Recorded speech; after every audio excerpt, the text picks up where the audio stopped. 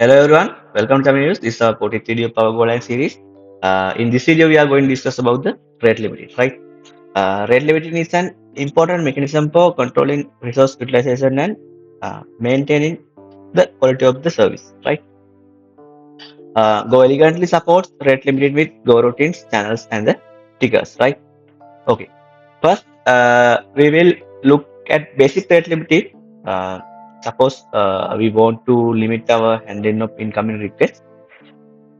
We will serve this request of a channel of the same name, right? Okay. First, I will create a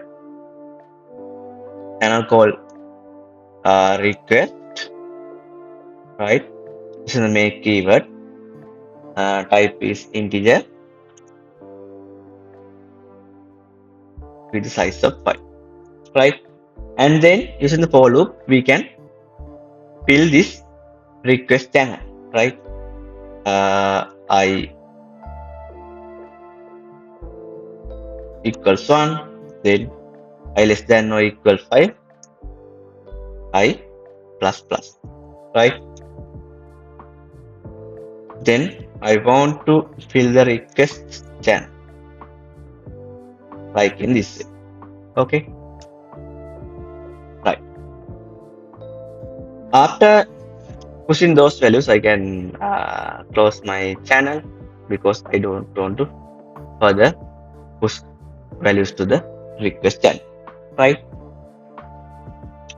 And then I will create the ticker called limiter using time package, right?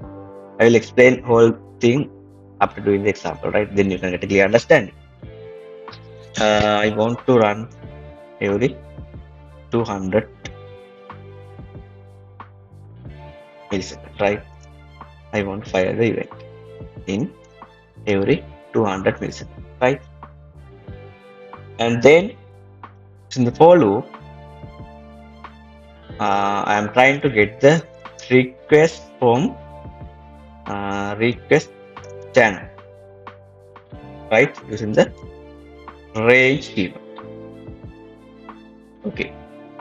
Before getting the request, I want to wait around 200 milliseconds. How we can do that? Using the limiter ticker, right? And then we can print the request. What is the name? This is the request, and what is the type? You can print this, right? This is actually basic rate limiting mechanism, right? Initially, we have 5 requests, right? I have created the ticker that will fire in every 200 milliseconds, right? We are not serve all the requests at one time, right? Other than doing that, I am waiting around 200 milliseconds, and after that, I will serve the request, right? This is a basic rate limiting mechanism, right? I will run the code and will see you the output, right? In here, you can see every 200 milliseconds, it will print the request, right? Like in this way, right? If we increase the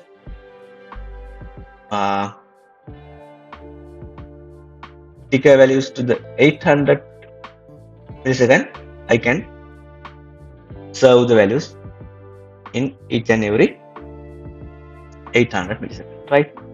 This is the simple mechanism that we can do the rate limit, right? But we may want to handle the burst of requests, right? I will teach you that in the next video, right? Hope you got a clear understanding about this. If you have learned new things, please subscribe to the channel. Please share these things with your friends. We will meet in the next video. Thank you. Bye.